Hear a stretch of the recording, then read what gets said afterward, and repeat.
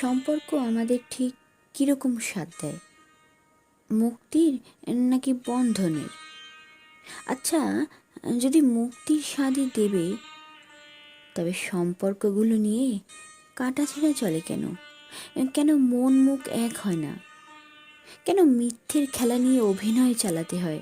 আর শেষ বয়সে গিয়ে সেই সম্পর্কগুলো, যা কিনা একসময় মুক্তির স্বাদ দিত বলে মনে হতো, তাই হিংস্রতার রূপ নেয়। সামান্যতম কথাও তখন তিক্তকর মনে হয়। আসলে সম্পর্কগুলো আমাদের মুক্তির স্বাদ তো দিতেই পারে না, পারে শুধু বোঝা বোঝা বাঁধন দিতে। প্রকৃতি তার মায়ায় জড়িয়ে আমাদের নিয়ে নিবিড়ে খেলা করে যায়। আমরা বোবা পশুর মতো সেই খেলায় অংশ নিয়ে নিজেদের চেতনার পরিসমাপ্তি ঘটাই। এমনই এক গল্প আজ আপনাদের শোনাবো। গল্পের নাম রাজার বউ। লেখক মানিক বন্দ্যোপাধ্যায়। 20 বছর বয়স হইতেই যামিনী রানী। যামিনীর স্বামী ভূপতির রাজ্য কিন্তু একটা বড় জমিদারি মাত্র। বছরে লাখ দেড়েক টাকার বেশি আয় হয় না। ভূপতি রাজা শুধু উপাধির জোরে। যামিনীও সুতরাং অভিধানসম্মত আসল রাজার রানী নয়, উপাধির রানী, রাজার বউ। ভূপতিরা মোটে 3 পুরুষের রাজা। কলকাতায় অনেকগুলি অপ্রশস্ত গলি আছে।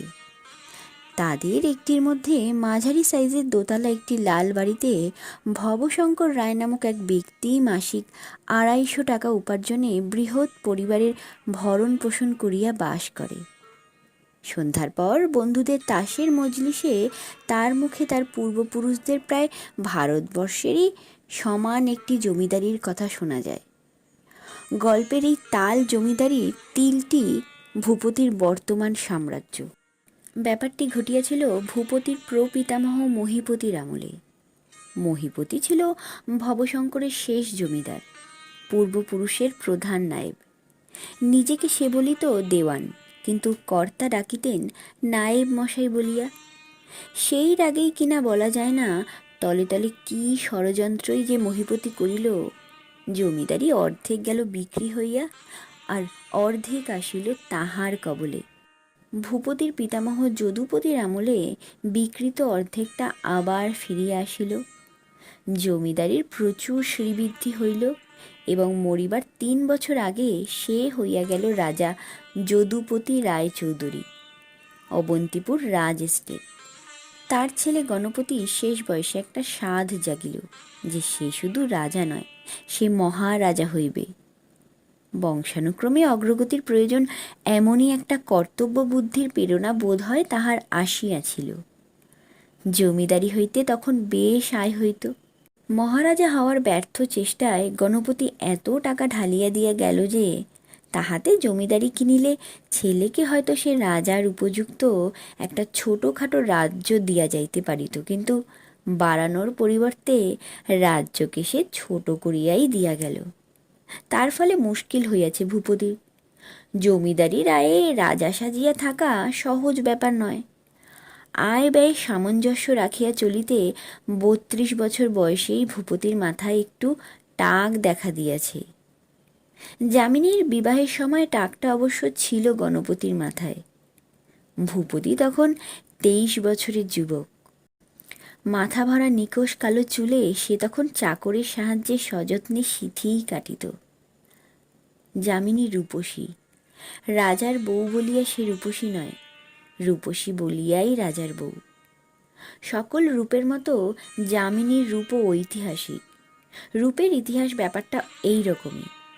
4 পুরুষ আগে যে দরিদ্র বংশের প্রত্যেকটি নরনারীর গায়ের রং ছিল সাঁওতালদের মতো কালো এবং চেহারা ছিল চীনাদের মতো কুৎসিত, 4 পুরুষ ধরিয়া সে বংশের সিন্ধুক যদি টাকায় ভরা থাকে, তবে দেখা যায় 4 পুরুষেরই বংশের কালিমা নিঃশেষে মুছিয়া গিয়া রূপ ও শ্রীর স্তূপ জমিয়া গিয়াছে। যামিনী রাজার মেয়ে নয়, কিন্তু বনেদি ঘরের মেয়ে। অনেক পুরুষ ধরিয়া তাদের লোহার সিন্ধুকে অনেক টাকা, অনেক পুরুষের জমাকরা রূপ তাই যামিনীকে রূপকথার রাজকুমারীর বাস্তব প্রতিনিধির মতো সুন্দরী করিয়াছে। পার্থিব তিলোত্তমার মতো বহু কাল ধরিয়া বহু বিভিন্ন রূপসীর রূপ তাহার মধ্যে সঞ্চিত হইয়াছে। তার বঙ্গিম ভ্রু হইতে পায়ের গোলাপি নখ পর্যন্ত বিচিত্র রূপরেখা ও বিমিশ্র বর্ণলালিত্যের সমাবেশ। বিবাহের পূর্বে রানী হওয়ার আশীর্বাদ যামিনী অনেক শুনিয়াছিল, কিন্তু রানীর তো মানুষের ঠিক কী ধরনের অস্তিত্ব সেই বিষয়ে কোনো জ্ঞান না থাকায় রানী হওয়ার স্বপ্নও সে দেখিত না। একদিন যে তাকে সত্য সত্যই রানী হইতে হইবে এ ধারণাও পুষিত না। রাজবধূ হইয়া প্রথম বছরটা তার তাই একটু বিহ্বলতা ও ভয়ের মধ্যেই কাটিয়া গিয়াছিল। ধরন ধারণ চাল চলন কিছুই শিখিতে তার বাকি ছিল না। বনেদি মুন্সিয়ানার সঙ্গে জটিল জীবনকে ঠিকমতো বুনিয়া চলিবার শিক্ষা তাহার জন্মগত, কিন্তু হাজার বনেদি ঘরের মেয়ে হোক, রাজরাজার বাড়িতে ঠিক রক্ত মাংসের মানুষ থাকে কি না এ বিষয়ে তার মনে একটা সংশয় বরাবর থাকিয়া গিয়াছিল।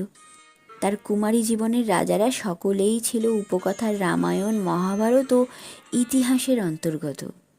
অবন্তিপুর রাজেস্টেট রাজপুত্রের সঙ্গে তার বিবাহের প্রস্তাব চলিতেছে এ কথা যেদিন সে শুনিয়াছিল, সেদিন তার কল্পনায় ভাসিয়া আসিয়াছিল রহস্যস্তব্ধ মর্মর প্রাসাদ, ময়ূর ও হরিণ ভরা পুষ্পবন, চামর সেবিত স্বর্ণ সিংহাসন এবং একদল বিচিত্র উজ্জ্বল বেশধারী গম্ভীর সমুন্নত নরনারী, আর কোমরে তলোয়ার ঝোলানো উষ্ণিসধারী অশ্বারোহী একজন রাজকুমার।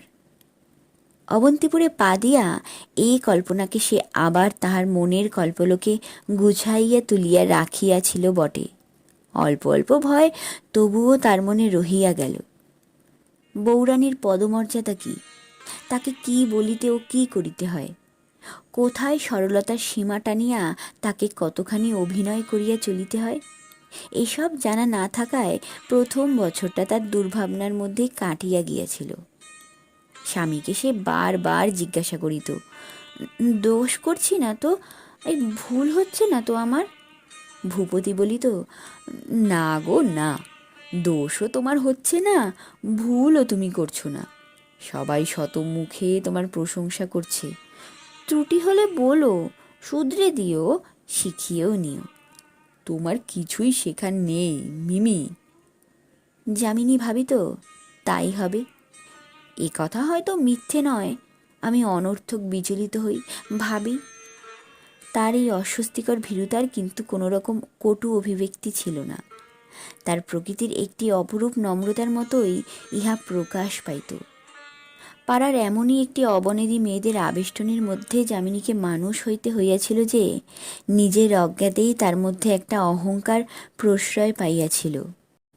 না বুঝিয়া সে তার চেয়েও ছোট ঘরের মেয়েদের মনে ব্যথা দিয়া বসিত।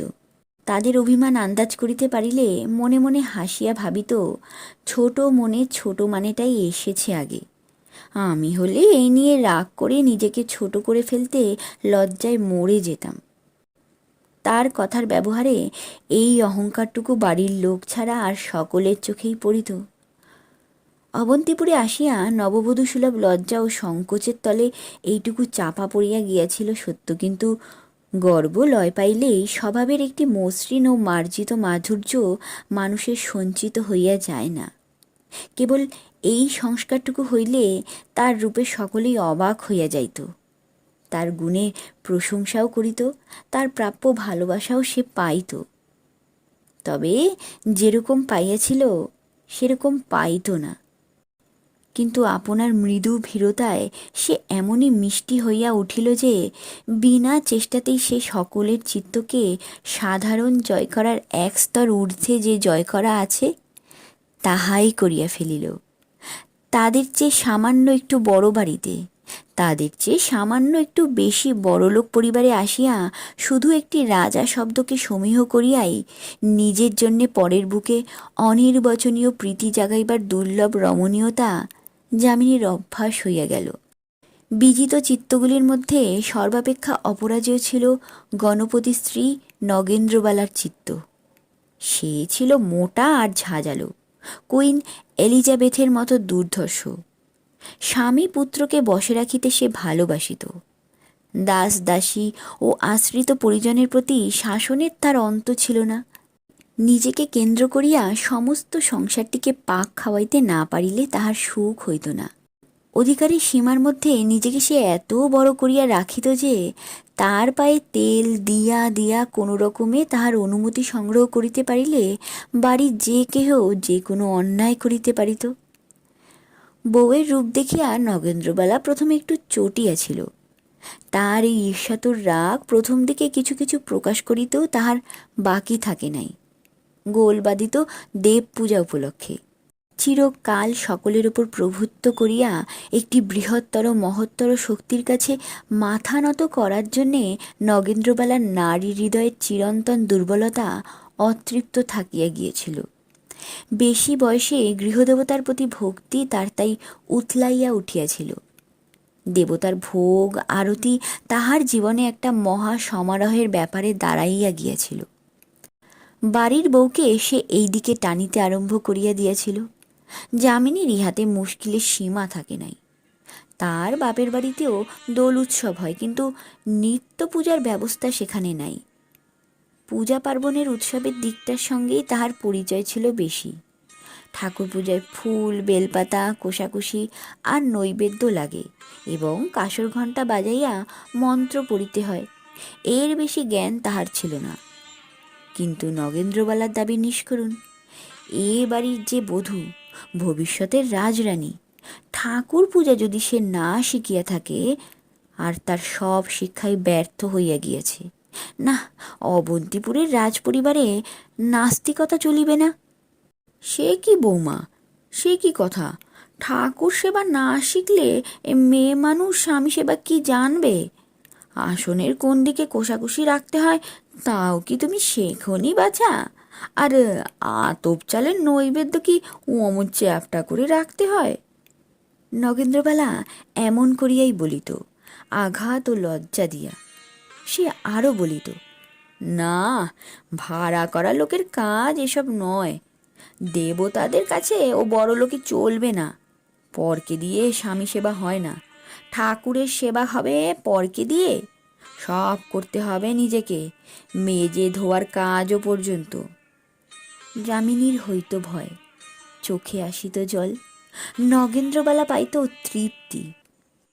কিন্তু রূপে গুণে যে বড়, তার নিরীহ আনুগত্য যদি আন্তরিক হয়, বকিয়া যদি তার চোখে জল আনিয়া দেওয়া যায়, নিজস্ব একটা দামি সম্পত্তির মতো ক্রমে ক্রমে তার প্রতিও মায়া জন্মে। কিন্তু নিজেকে শাশুড়ির ভীরু ও উৎসুক শিষ্যা করিয়া নিজের এই অপরাধকেও যামিনী লঘু করিয়া দিল। তাহাকে বকিবার ক্ষমতা নগেন্দ্রবালার আর রহিল না। বউকে সে ভালোবাসিয়াই ফেলিল। স্বামীর সঙ্গে যামিনীর যে সম্পর্কটি স্থাপিত হইল তাহা অতুলনীয়।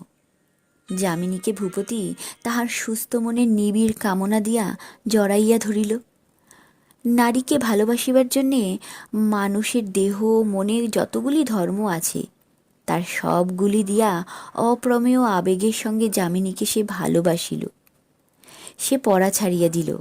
মাসে 1 বোতল মাত্র শ্যাম্পেন খাওয়া সেও ছাড়িয়াছে দেখে আর গণপতি কিছু বলিল না।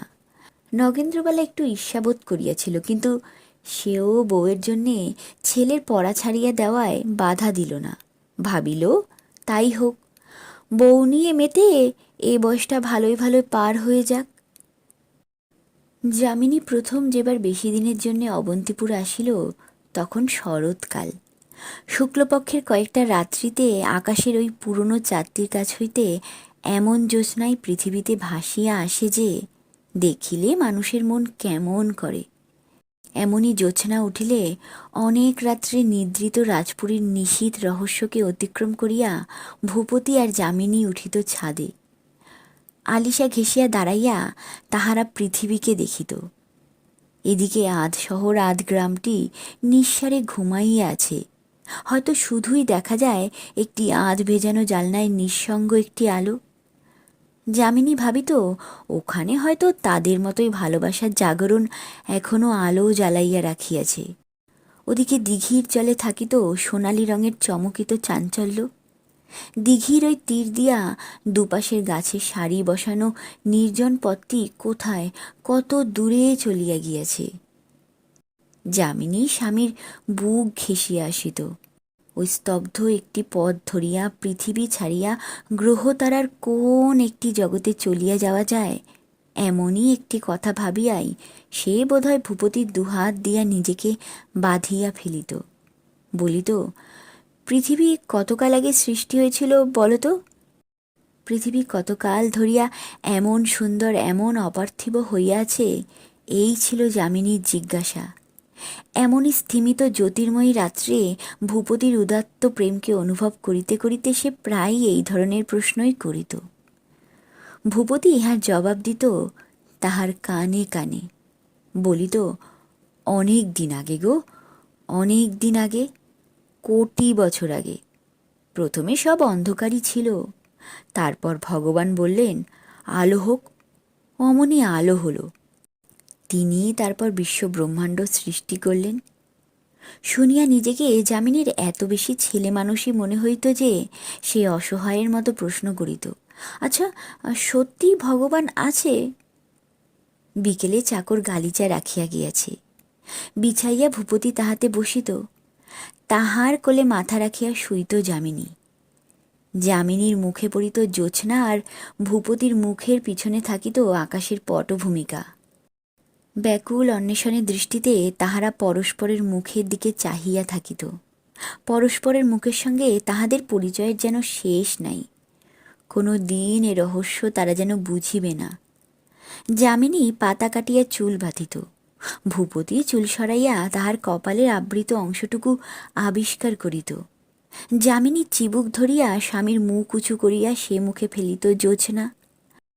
যামিনীর ঘুম আসিলে তাহার অর্ধ নিমীলিত চোখের গাঢ় অতল রহস্যকে ভূপতি চুম্বন করিত। যামিনী তাহার একখানি হাত চাপিয়া ধরিত। 18 বছরের কচি মেয়ে সে বলিত, জানো আমি এখন মরে যেতে পারি। হালকা হাসি তামাশা তাদের বিশেষ ছিল না, তারা খেলা করিতেও কম। অতর্কিতে যামিনীর খোপা যে ভূপতি কখনো খুলিয়া দিত না এমন নয়।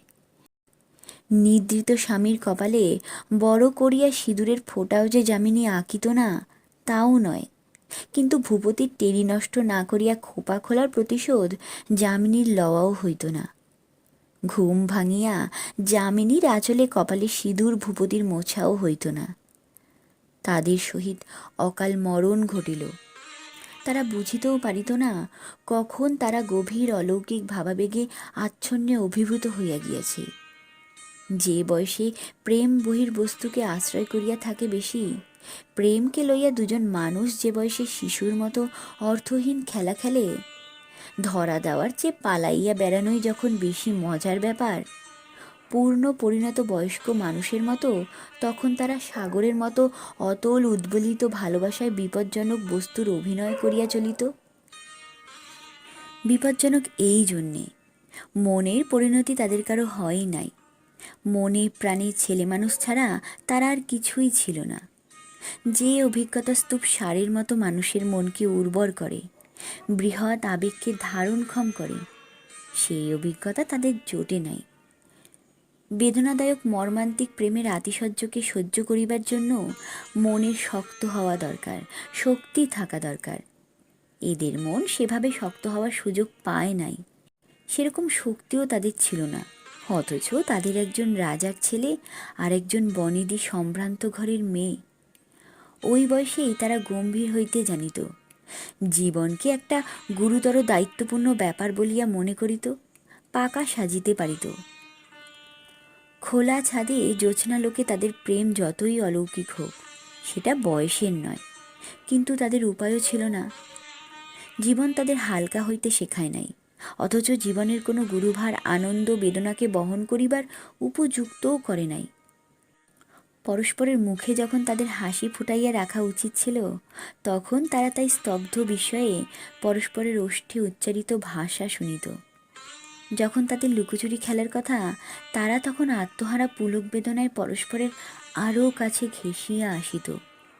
দুটি লিরিক কবিতার পরস্পরের আশ্রয়ে হইয়া উঠত মহাকাব্য। জীবনকাব্যে ধরাবাঁধা ছন্দ ও নিয়মাধীন কাব্যরূপের হিসাবে যাহা অসঙ্গতি, যাহা অনিয়ম। যামিনীর বিবাহের 3 বছর পরে অবন্তিপুরের রাজবাড়িতে দুটি বিশেষ ঘটনা ঘটিল। গণপতির মৃত্যু ও ভূপতির পুত্র লাভ। 1 মাসের মধ্যে নগেন্দ্রবালা হইল রাজমাতা, ভূপতি হইল রাজা, আর যামিনী হইল রানী ও ছেলের মা। রানীর তো যামিনী এমনিই পাইল, কিন্তু ছেলে অত সহজে মিলিল না। ব্যাপার এমনই দাঁড়াইয়াছিল যে তার এবং তার ছেলের বাছিবাড়ি কথা না। কলিকাতার 3 জন বড় বড় ডাক্তার কি এক অদ্ভুত উপায়ে তাদের দুজনকে বাঁচাইয়া দিলেন, কিন্তু সেই সঙ্গে কানের কাছে একথাও বলিয়া গেলেন যে এই প্রথম এবং এই শেষ, যামিনীর আর ছেলেমেয়ে হইবে না। না হোক, রাজবংশটি রক্ষা পাইয়াছে। ছেলেটা শেষ পর্যন্ত বাঁচিয়া থাকিলে ভূপতির আর একবার বিবাহ না করিলেও চলিবে। বংশরক্ষা পাওয়ার সান্ত্বনাটি নগেন্দ্রবালার এবং অন্যান্য সকলের। ভূপতির আবার বিবাহ না করিলেও চলিবে, এই আশ্বাস যামিনীর নিজস্ব, আর কারও নয়। ভূপতির মনোভাব সঠিক জানিবার উপায় ছিল না। রাজা হওয়ার আগে সে একটু একটু করিয়া বদলাইয়া যাইতেছিল। রাজা হইয়া সে আরও বদলাইয়া গেল। না, শ্যাম্পেন অথবা নারী নয়, রাজা হইলেই যে ওসব আপদ আসিয়া জুটিবে এমন কোনো কথা নাই। ভূপতির পরিবর্তন কাব্যের প্রতিশোধ। কেবল অন্তরের আশ্রয় করিয়া মানুষ বাঁচিতে পারে না। যামিনীর সঙ্গে সীমাত্তলিত ভালোবাসা খেলিতে খেলিতে ভূপতি শ্রান্ত হইয়া পড়িয়াছিল। সে বাহিরে আশ্রয় খুঁজিতেছিল। আশ্রয়ের অভাবও ছিল না তার। যামিনীর জন্যেই এতদিন বরং সে ইহাকে চলিতেছিল এড়াইয়া। যামিনীর মতো বউ পাইলে হৃদয়ের অনেক প্রয়োজন মিটিয়া যায়, কিন্তু জীবনের দাবি থামে না। ভূপতির কাছে সংসারের দাবি ছিল বিপুল। তার জন্ম মুহূর্তে রাজবাড়ির শতাধিক নরনারী ও 1.5 লাখ টাকা আয়ের জমিদারির ভবিষ্যৎ ভার তাহাকেই বাহক বলিয়া দাবি করিতেছিল। শৈশব হইতেই জীবন তাহার বাহিরের সমারোহে ভারাক্রান্ত। তার কাব্যের কোনোদিন শেষ থাকে নাই। সন্তানের আবির্ভাবে যামিনী ও তাহার মধ্যে যে সাময়িক ছেদ পড়িল, সেই সুযোগে ভূপতি তার নিজস্ব জগৎটি তৈরি করিয়া লইল। গণপতির মৃত্যুতে জমিদারির সমস্ত ভার লইতে হওয়ায় অপরিহার্য কর্তব্যের খাতিরে এই জগৎ তার কায়েমি হইয়া গেল। যামিনীর কাছে কোনো কৈফিয়ত দেওয়ার প্রয়োজনও রইল না। অনাবশ্যক উৎসাহের সঙ্গে সে তার জমিদারি দেখিয়া বেড়াইতে লাগিল। আজ এই বন্ধুর সঙ্গে শিকারে গেল, কাল অমুক গ্রামে বসাইল মেলা, পরশু এক বড় রাজকর্মচারীর সম্মানে মস্ত একটা ভোজ দিল। গণপতি সে পরের যুগের মানুষ। ঘরে বাহিরে অনেকগুলি সংস্কার সাধনেও তার খুব উৎসাহ দেখা গেল। মরিতে মরিতে বাঁচিয়া ওঠার ধাক্কায় আর এক ছেলে পাওয়ার আহ্লাদে যামিনী প্রথমটায় বেশ ভুলিয়াই রহিল। ভূপতিরও তখন কিছুকালের জন্যে তার প্রয়োজনও ছিল না, সুতরাং সে অভাবও সে বোধ করিল না। কাঁচা বুকে পাকা ভালোবাসা পুষিয়া রাখিতে রাখিতে সেও হাঁপাইয়া উঠিয়াছিল। সেও অন্য আশ্রয় খুঁজিতেছিল, কিন্তু বেশি দিনের জন্য নয়। 6 মাসের মধ্যেই তার শরীর সুস্থ হইয়া উঠিল। মাতৃত্ব লাভের অভিনবত্ব আসিল কমিয়া। ছেলে একরকম সেই আতুর হইতেই তার ছিল না। সে রাজার ছেলে, রাজপুত্র। তার সুস্থ সবল দুধমা ও ঘুম পাড়ানো মাসি পিসি ভাড়া করা হইয়াছে। শখ করিয়াও ছেলেকে কখনো যদি যামিনী কোলে নেয়, সেটা বাহুল্য মাত্র, প্রয়োজন নয়। তা হোক, সেজন্যে যামিনীর বিশেষ কোনো আফসোস ছিল না। সে কলম পেশা কেরানির বউ নয় যে ছেলে মানুষ করার ঝামেলা তাহাকে সইতে হইবে এবং সেই বিরক্তি দিয়া আপনার স্বর্গ সৃষ্টি করিয়া লইবে। বড়লোকের ছেলেরা এমন করিয়াই মানুষ হয়, এ প্রথাকে যামিনী অনুমোদন করে। তাছাড়া ছেলেকে লইয়া সারাদিন মাতিয়া থাকিলে তার যদি চলিত, যদি তার কাম্য হইত যে সন্তানের পিছনে নিজেকে সে ঢালিয়া দিবে, বাধা দিবার কেহ ছিল না।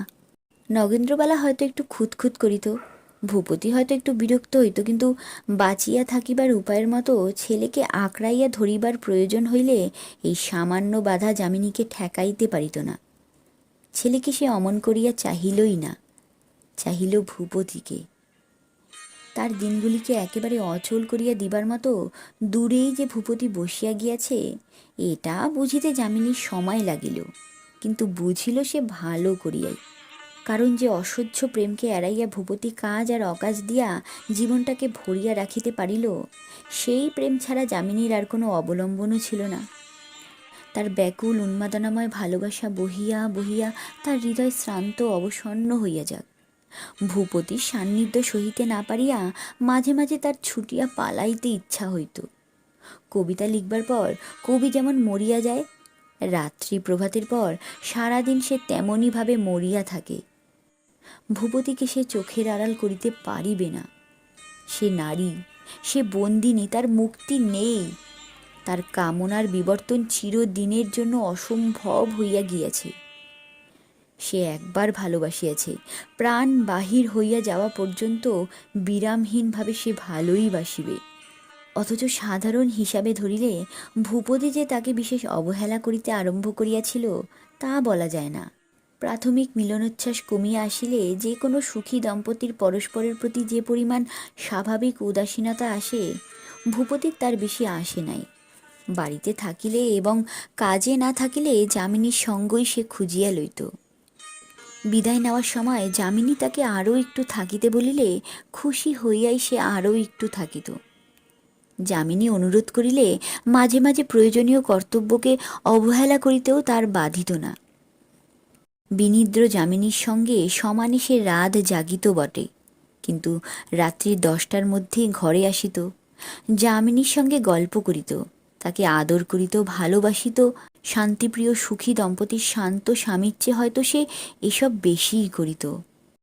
কিন্তু গোড়াতে তাদের কিনা সুখী দম্পতির সম্পর্ক ছিল না।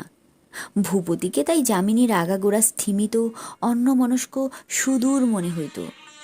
তার বুক করিত জ্বালা, তার চোখে আসিত জল। স্বামীর নিঃশ্বাসের শব্দটি কান পাতিয়া শুনিয়া শিহরিয়া সে নিজের মৃত্যু কামনা করিত। এবং এমনই অপরিবর্তনীয় এই পৃথিবী আর আকাশের গ্রহ তারার বিবর্তন যে প্রতি পূর্ণিমা ও পূর্ণিমার আগে পিছে কতগুলি রাত্রি জ্যোৎস্নায় আলো হইয়া থাকিত। অবন্তিপুর রাজ এস্টেটের রাজার বউ তখন বিছানায় উঠিয়া বসিত, ব্যাকুল হইয়া ভাবিত, আমার সবই আছে, কিন্তু কি নেই।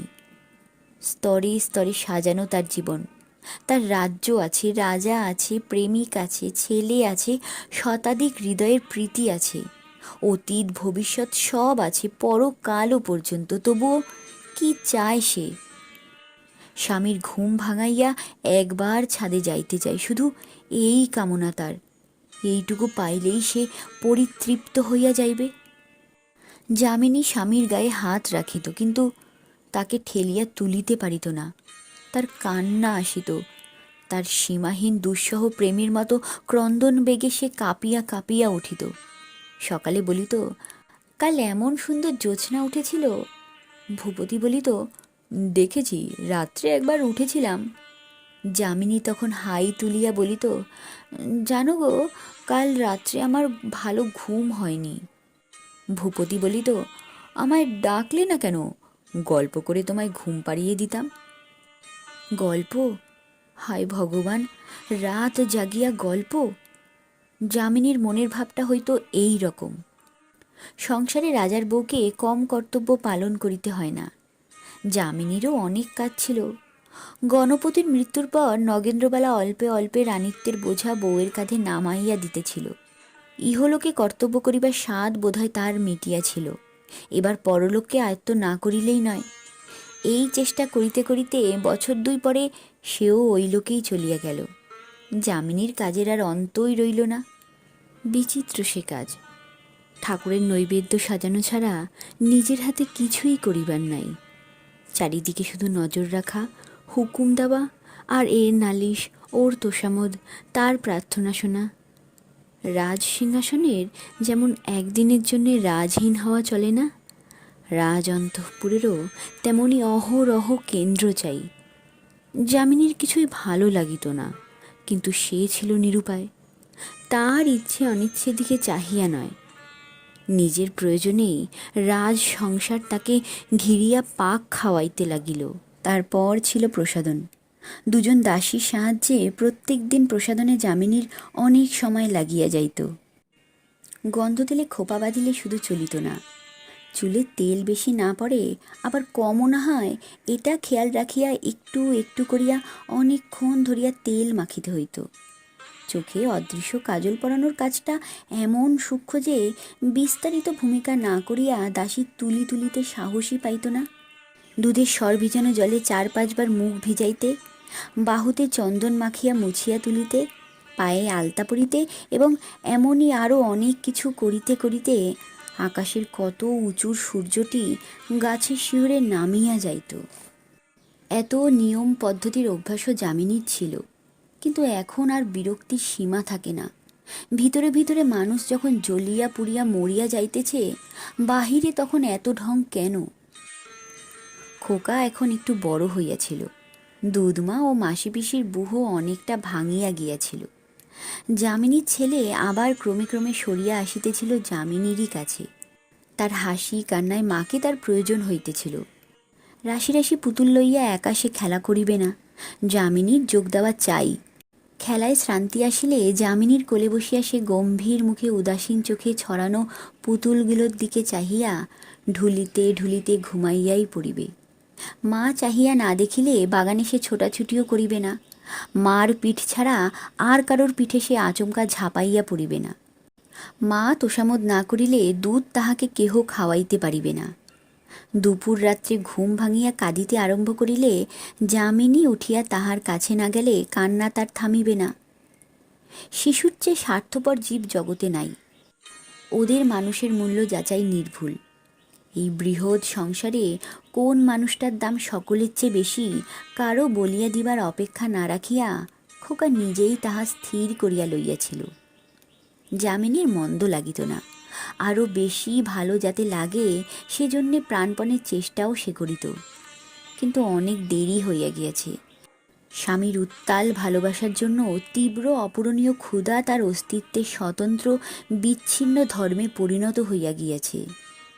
এখন আর তাকে বদলানো যায় না, বিকৃত করা চলে না। স্বামীর অনায়ত্ত স্পর্শকে শুধু কল্পনায় অনুভব করিয়া তার চলিতে পারে, কিন্তু তার বদলে খোকাকে বুকে চাপিয়া স্বাদ মেটানো যায় না। কল্পনাকে যামিনী বিস্ময়কর পটুতার সঙ্গে ব্যবহার করিতে আরম্ভ করিয়াছিল। নিজেকে সে যেন দুটি ভাগে বিভক্ত করিয়া ফেলিয়াছিল। এক ভাগ দিয়া সে তাহার সাধারণ জীবনটা যাপন করিয়া যাইত, রানী সাজিয়া থাকিত, স্ত্রী ও মাতার কর্তব্য পালন করিত, দৈনন্দিন জীবনের ছোট বড় সুখ দুঃখে নিজস্ব অংশটি গ্রহণ করিত। অন্য ভাগ দিয়া সে করিত কল্পনা। নিয়মে বাঁধা সচল জীবনের আড়ালে অবসর রচনা করিয়া লইয়া তাহার অচল জীবনকে মনে মনে সে গতি দিত। তার সর্বাঙ্গ উত্তপ্ত হইয়া উঠিত, চোখে ফুটিয়া উঠত উজ্জ্বল অপার্থিব জ্যোতি। একটি উত্তেজিত উল্লাসে তার রক্তের গতি চঞ্চল হইয়া উঠিত। কোথায় পড়িয়া থাকিত এই রাজবাড়ি আর রাজা আর রাজপুত্র? দিনের পর দিন ধরিয়া নিঃসঙ্গ বিরোহী মুহূর্তগুলিতে তিল তিল করিয়া সৃজিত বাস্তবধর্মী কল্পলোকে যামিনীর বিবাহের প্রথম বৎসরটির বারংবার আবর্তন চলিত। জ্যোৎস্না রাতে যামিনী একাই উঠিত গিয়া ছাদে। প্রথমে আলিশা ঘেঁষিয়া সে নিঝুম হইয়া দাঁড়াইয়া থাকিত। হয়তোবা কোনোদিন প্রথম দিকে তার চোখে জল ভরিয়া আসিত। ঘুমন্ত স্বামীকে, নিস্তেজ বাস্তব জীবনকে সদ্য সদ্য পিছনে ফেলিয়া আসিয়া সহসা সে কল্পনাকে উদ্ভ্রান্ত করিয়া দিতে পারিত না। দাঁড়াইয়া দাঁড়িয়া আকাশ পাতাল ভাবিত, তার বিরহ বিধুর জগতে জাগিয়া থাকিত শুধু কাছের একটি নিঃসঙ্গ বটগাছ, দূরের একটি আলো, আকাশের একক চাঁদ। আজও দুসারি গাছের মাঝখানে সেই জনহীন পথটি কোথায় চলিয়া গিয়াছে। কোনো কোনো দিন ওই পথটির সংকেত যামিনীর কাছে ভাষার মতো সুস্পষ্ট হইয়া উঠিত। পথের গোড়া হইতে শুরু করিয়া ধীরে ধীরে সে দৃষ্টিকে লইয়া যাইত দূরের অস্পষ্টতায়, থামিত সেইখানে। শঙ্কিত সন্দেহে ওইখানে সে অনেকক্ষণ থামিয়া থাকিত। তারপর শুরু হইত তার কল্পনা। ভূপতির একটি অবিচ্ছিন্ন নিবিড় আলিঙ্গন তাকে ঘিরিয়া নামিয়া আসিত। তার শ্বাসরোধী প্রেমকে অনুভব করিয়া যামিনীর হৃদয় অধীর আগ্রহে স্পন্দিত হইতে থাকিত। একথা পূর্বেও বলা হইয়াছে যে ৩২ বছর বয়সেই ভূপতির মাথায় একটু টাক দেখা দিয়াছিল। শুধু তাই নয়, মাথার মধ্যে এই সময় তার অল্প অল্প যন্ত্রণাবোধও আরম্ভ হইল। ডাক্তার ৬ মাসের জন্যে দার্জিলিংয়ের বিশ্রামের পরামর্শ দিলেন। ভূপতি ঠান্ডা দেশ পছন্দ করে না। বাহির হইতে মৃদু উত্তাপ পাইতেই তার ভালো লাগে। দার্জিলিংয়ের বদলে সে বোম্বে যাওয়াই স্থির করিল। বোম্বে অনেক দূর, ভূপতি দূরেই যাইতে চায়। যামিনীকে তার সঙ্গে নেওয়ার ইচ্ছা ছিল না। ওকে সে এখনও ভয় করে। ওকে উপলক্ষ করিয়া তার সেই আদিম উন্মত্ততা ভূপতি এখনও ভোলে নাই। কিন্তু যামিনী বলিল, আমিও যাব। ভূপতি আপত্তি করিয়া বলিল, তুমি গিয়ে কি করবে? যামিনী সজল চোখে বলিল, তোমার কাছে থাকব, আমায় না নিয়ে গেলে আমি মরে যাব। শুনিয়া ভূপতি অবাক হইয়া গেল। জীবনের কি একটা বিস্তৃত রহস্য প্রভাতের কুয়াশা হইতে মধ্যাহ্নের আকাশে দেখা দিয়াছে? বোম্বে গিয়া অল্পদিনের মধ্যেই ভূপতির ভারী মাথা হালকা হইয়া গেল। দিনগুলি এখানে অলস, বৈচিত্র্যহীন। এখানে উকিল মক্তার নাই, রাজ্য বিস্তার নাই, প্রশাসন নাই, প্রভুত্ব হ্রাস, বিরক্তিও স্বল্প, বৈচিত্র্য অপ্রতুল। সেই আর যামিনীর মধ্যে এখানে আড়াল কম। খোকা যতদিন রহিল তাকে একরকম মাঝখানে খাড়া করিয়া রাখা গেল, কিন্তু এখন সে বড় হইয়াছে। নামকুমের স্কুলে সে বোর্ডিংয়ে থাকিয়া পড়ে। নিজেদের প্রয়োজনে শিক্ষায় ব্যাঘাত দিতে তাকে বেশি দিন আটকাইয়া রাখা গেল না। ভূপতি নিরাশ্রয় অসহায় হইয়া পড়িল। তাই একদিন সে যামিনীকে বলিল, তুমি এখনও তেমনই আছো মিমি, প্রায় তেমনই আছো। যামিনী বলিল, তাই কি কেউ থাকে? আমি কত বদলে গিয়েছি। তারা পরস্পরের চোখের দিকে চাহিল, কিন্তু পরস্পরকে তারা আর খুঁজিয়া পায় না। না শীত না গ্রীষ্ম, বোম্বের আবহাওয়া ধর্মহীন নিরপেক্ষ। বোম্বের পথ দিয়া জগতের যাবতীয় ধর্মের লোক চলাচল করে। বোম্বের শহর ঘুমায় এবং জাগে। বোম্বের আকাশে চাঁদ উঠিতেও ছাড়ে না। অবন্তিপুরের রাজা জীবনের যে স্তরগুলো দেশে নামাইয়া রাখিয়া আসিয়াছে, তার তলাকার স্তরগুলি ধীরে ধীরে প্রাণ সঞ্চার করে, ইটের সমাধিমুক্ত মুমূর্ষ সাদা ঘাসের মতো। ভূপতির ভয় করে। ইচ্ছাশক্তির নিচে আবার সেই প্রাণকামী কামনাগুলিকে চাপা দিতে চায়। অবন্তিপুরে ফিরিয়া যাওয়ার কথাও ভাবে, কিন্তু মৃত্যুর চেয়ে বড় যার দাবি, তাকে ঠেকানো যায় না। জাগরণকে একদিন হয়তো ঘুমের মধ্যে ডুবাইয়া দেওয়া যায়, কিন্তু ঘুম যখন ভাঙিতে থাকে, জাগিয়া ওঠাকে তখন আর কিছুতেই এড়ানো যায় না। প্রথমে ভূপতি বুঝিয়াছিল যামিনী আজও তেমনই আছে। ভালো করিয়া চোখ মিলিয়া চাহিতে শিখিলে এ ভুল তার ভাঙিয়া যায়। যামিনীকে এখনো চাইলেই পাওয়া যায়, সেই সঙ্গে কি যেন পাওয়া যায় না। স্বামীর বাহুবেষ্টনের মধ্যে যামিনীর একদিন যেমন তাকে স্থিমিত সুদূর অন্যমনস্ক মনে হইত, এবং এখনো খেয়াল করিলেও হয়, আজ যামিনীকেও ভূপতির তেমনি নিস্তেজ, তেমনি ঘুমন্ত মনে হইতে থাকে। স্বামীর নবজাগ্রত প্রেমকে যামিনী গ্রহণ করিতে পারে না। সে তার কল্পনাকে লইয়া দিন কাটায়। তার অর্ধ নিমিলিত চোখে ভূপতি যখন ব্যাকুল দৃষ্টিতে তার পূর্ব পরিচিত অতল রহস্যকে সন্ধান করে, যামিনী তখন অন্য একজন ভূপতির স্বপ্ন দেখে। অন্য একজন ভূপতির দুচোখ ভরা ব্যগ্র উৎসুক প্রেমকে যাচিয়া লয়। নিশীত রাত্রে ভূপতি বিনিদ্র চোখে বসিয়া থাকে বিছানায়। যামিনী মৃদু মৃদু নিঃশ্বাস ফেলিয়া ঘুমায়। সকালে ভূপতি বলে, কাল ভালো ঘুম হয়নি মিমি। যামিনী বলে, মাথা ধরেছিল? আমায় ডাকনি কেন? আজ আবার ওষুধটা তাহলে খাও। একদিন অপরাহ্নে তারা ভেয়ার লেকে বেড়াইতে গিয়াছিল। এই লেক হইতে বোম্বে শহরের জলার্থীদের জল সরবরাহ করা হয়। দৃশ্য ভারী সুন্দর। অনেকে লেকের ধারে পিকনিক করিতে যায়। চারিদিকে চাহিয়া দেখিতেই তার ভালো লাগিতেছিল। ভূপতির সান্নিধ্য অনুভব করিবার তার অবসরও ছিল না।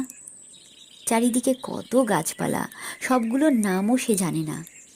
কাছের কতগুলি পাম গাছের গোড়া হইতে ডগা পর্যন্ত দেখা যায়, কিন্তু খানিক দূরে জলের কাছাকাছি এক স্তূপ সবুজ রহস্যের মধ্যে ৮-১০টা গাছ প্রথিত হইয়াছে। ওই গাছগুলি আর তার মাঝখানে লেকের তীর নিচু। লেকের জল ভিতরের দিকে ঠেলিয়া আসিতেছে। ৪-৫টি বোবা পশু ওখানে জল খাইতে নামিল। ওপারে এলাইতো পাহাড়, জল গোড়া ছুঁইয়া আছে। হঠাৎ ভূপতি যামিনীর একখানি হাত দুহাতের মুঠোয় শক্ত করিয়া চাপিয়া ধরিল। এত জোরে ধরিল যে যামিনীর তাতে ব্যথা পাওয়ার কথা। যামিনী মুখ ফিরাইয়া অবাক হইয়া গেল। কি হয়েছে? হাতে লাগে যে আমার। কিন্তু সেদিন লাগিত না। ভূপতি তার হাত ছাড়িয়া দিল। তার মুখ দেখিয়া যামিনী সবই বোঝা উচিত ছিল, কিন্তু কিছুতেই সে বুঝিল না। একটা সন্দেহ করিয়া পরম স্নেহে আবার জিজ্ঞাসা করিল, কি হয়েছে? অসুখ বোধ করছো? ভূপতি বলিল, না, অসুখ নয়। যামিনী তার দিকে আরেকটু সরিয়া গিয়া নিজের ব্যথিত হাতখানা তাহার লজ্জিত হাতের উপর রাখিয়া ওপারের পাহাড়ের দিকে চাহিয়াই রইল। ভূপতি যাহা চায় তার মধ্যে তাহা আছে, তাহাদের সেই অনির্বচনীয় অতৃপ্ত প্রেম। কিন্তু তার নাগাল পাইতেছে না। একদিন হয়তো যামিনীর কল্পনা থামিয়া যাবে, হয়তো আকুল হইয়া আজ রাত্রের অন্ধকারেই সে এই বাস্তব ভূপতিকে খুঁজিবে। কিন্তু ভূপতি তখন হয়তো জাগিয়া নাই। আবার কাল রাত্রে ভূপতি যখন আলো জ্বালিয়া অপলক চোখে তার মুখের দিকে চাহিয়া থাকিবে, সে হয়তো তখন ঘুমাইয়া আছে। একসঙ্গে তারা যে আজ পরস্পরকে দাবি করিবে, তার বাধা অনেক। গল্পের আবেশটুকু নিয়ে বিদায় নিচ্ছি বন্ধুরা। পরবর্তী গল্প নিয়ে খুব তাড়াতাড়ি হাজির হচ্ছি। সবাই সুস্থ থাকবেন, ভালো থাকবেন। নমস্কার।